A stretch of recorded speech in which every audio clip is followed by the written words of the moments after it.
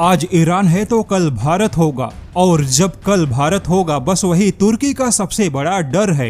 जी हाँ, भारत को लेकर अचानक से तुर्की के मन में एक ऐसा डर पैदा हुआ जिसे लेकर अच्छी खासी चर्चा होने लगी। यहाँ तक कि तुर्की को भारत के डर से बचाने के लिए चीन और पाकिस्तान के साथ गठबंधन की सलाह मिल गई। आखिरकार अचानक से तुर्की को किस बात का डर सताने लगा? वहीं तुर्की ने ऐसा क्यों कहा कि आज ईरान है तो कल भारत होगा? चलिए इस पूरी खबर को डिटेल में बताते हैं। जैसा कि ईरान ने तुर्की पर भी मार्च महीने में 4 बैलिस्टिक मिसाइलों से अटैक किया था, और जैसा कि नेटो के किसी भी सदस्य पर अटैक होने का मतलब हुआ कि पूरे नेटो पर अटैक होना, लेकिन ईरान के साथ युद्ध में नेटो कहीं पर भी दिखाई नहीं देता। अब ऐसे में तुर्किश वायु सेना के एयर स्पेस मॉनिटरिंग विभाग के अधिकारी ने एपी न्यूज एजेंसी को दिए बयान में कहा है कि अब तुर्की सीधे मिसाइल खतरे में आ चुका है। वहीं नेटो में तुर्की खुद फ्रंट लाइन मिसाइल जोन बन गया।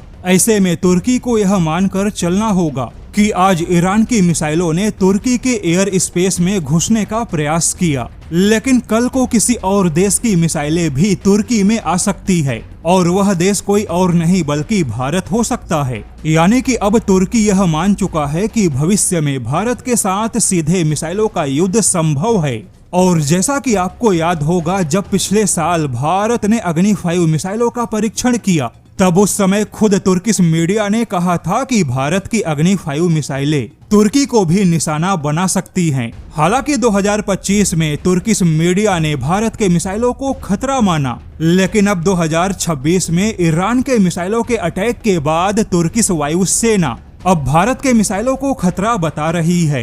वैसे तुर्की का दावा है कि भारत फिलहाल मिसाइलों का ग्लोबल डिटरेंस प्रोफाइल विकसित कर रहा है। अब यहाँ पे तुर्की के भाषा के हिसाब से भारत के ग्लोबल डिटरेंस प्रोफाइल का मतलब हुआ कि भारत के पास ऐसी मिसाइलों का होना जो कि दुनिया के किसी भी कोने में डर को पैदा कर सके। यानी अग्नि 5 मिसाइलों से आगे निकलते हुए भारत के पास में 10 या 12,000 किलोमीटर के रेंज के मिसाइलों का होना, और दावा है कि भारत ऐसी मिसाइलों पे काम कर रहा है। वहीं तुर्की अब यह मानने लगा कि भविष्य में भारत के मिसाइलों का अटैक हो सकता है, और जब ऐसा अटैक होगा तब नेटो संगठन कोई साथ नहीं देगा, क्योंकि समय के हिसाब से अब नेटो देशों के हित बदल गए। लेकिन चौंकाने वाली बात तो यह है कि तुर्की के रक्षा जानकारों ने सलाह दी है कि अब नेटो से हट के तुर्की को चीन और पाकिस्तान के साथ गठबंधन करना चाहिए। ऐसा गठबंधन जो भविष्य में तुर्की के लिए मददगार साबित हो,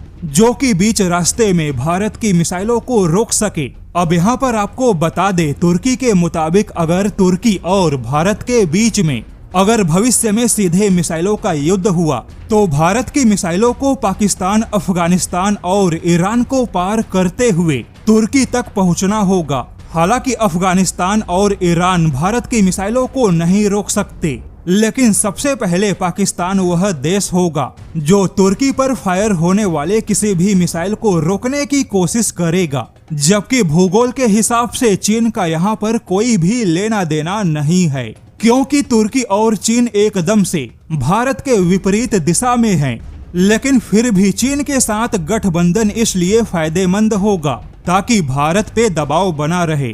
अब देखा जाए तो तुर्की ने ईरान के केवल 4 बैलिस्टिक मिसाइलों का सामना किया। उसके बाद अब इसी तुर्की को भविष्य में भारत के बैलिस्टिक मिसाइलों का प्रत्यक्ष डर दिखाई दे रहा है।